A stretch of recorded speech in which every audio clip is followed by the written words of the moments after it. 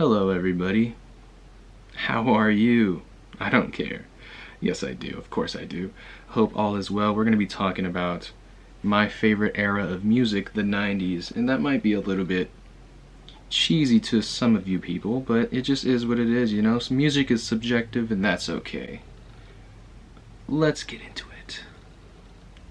Let's just get into it, alright?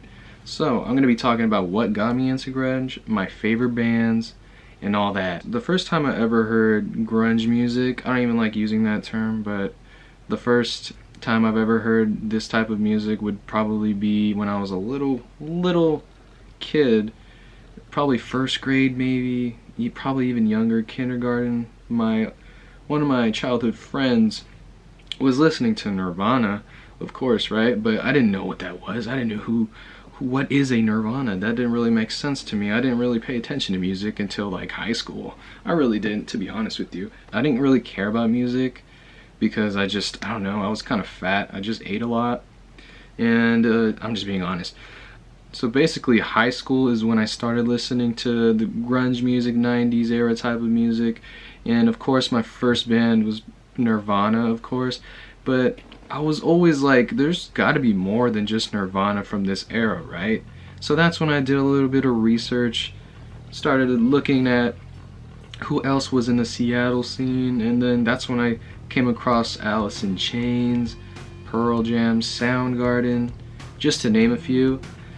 And I was really just blown away with how this music sounded, because it was nothing compared to what was coming out, say, in the early 2010s, you know, late 2000s, and I was really just confused as to why more people would pay attention to the newer stuff that was coming out and not the older stuff. But I understand it's generational, so if you know, you basically know, and if you don't, well, tough luck. And I just came across just this genre and I fell in love with it immediately. I've got posters all over my room. I've got VHS tapes. Let me show you one. Let me just show you one right now. It is Nirvana. Live tonight, sold out. VHS.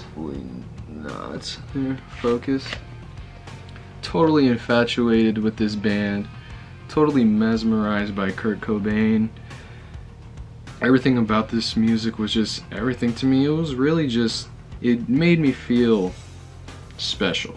And that doesn't really make sense, but music makes you feel different types of ways, and that's why I enjoyed about Nirvana. They really just made you happy, but sometimes they just, when you were very angry, they would make music about angry type of moods, and it would calm you down, make you feel better. Sometimes it would make you just want to rage, and that's fun. That's fun. That's what music's all about, just making you feel different types of ways. But with time, I started to get more infatuated with Alice in Chains, and everything about Alice in Chains is just phenomenal. I think one of the most underrated bands of all time, not just the 90s, but ever to exist. Jerry Cantrell, unbelievable songwriting, unbelievable guitar player. You got Sean Kinney on the drums, you got Lane Staley on vocals, who, in my opinion, Lane Staley is the best singer of all time. I feel like you could put him up against anybody. You could take whoever you want. I'm taking Lane Staley. This whole scene was just real emotions, you know what I mean? It's not about trying to create something just to sell a product. They're actually writing how they felt at a certain point in their lives, and that resonated with a lot of people, including myself. So I think that's what I take away the most about the 90s era. I just felt like it's the type of music that's literally gonna make you think, but it's gonna make you feel better at the same time, and I just love that. I branched out to Alice in Chains, Soundgarden. I was never really a fan of Pearl Jam, to be honest with you. Still am not. There's a couple good songs there, but I'm just not the biggest fan, and I don't know. I feel like I'm not losing anything, to be honest with you. I really just dug deeper into this whole era, and I looked at the pioneers, including Mother Love Bone, Green River, and many more.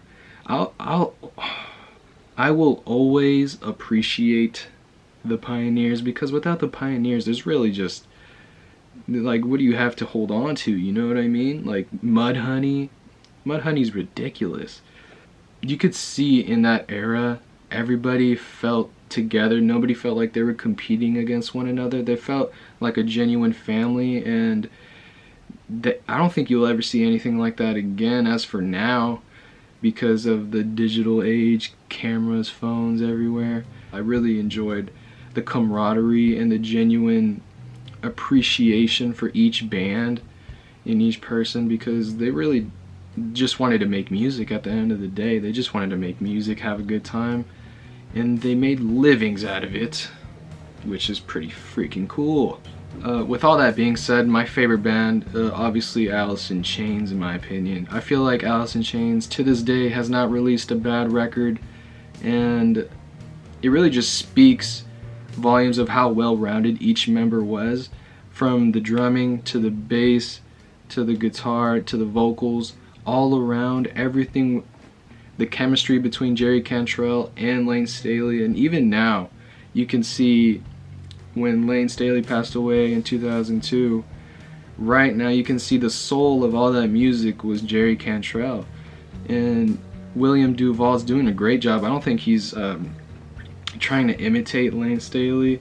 I think he's doing a great job with what he has. He's a great guitar player, great singer, and to this day I don't think Alice in Chains has released a bad album. I see a lot of like bands just not enjoying being stuck in that type of label and genre, I guess, because they felt they were more than just this little era of music. They felt more artistically outside the box, and you know, you can see it in the music, you can hear it in the music, excuse me. And the music they created was really special. It never felt one-dimensional.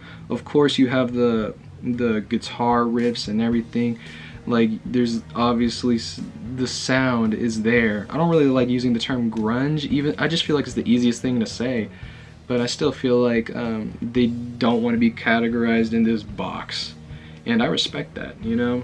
So that's just how I feel about the word or the term grunge. Now, who do I think released the best album in this era?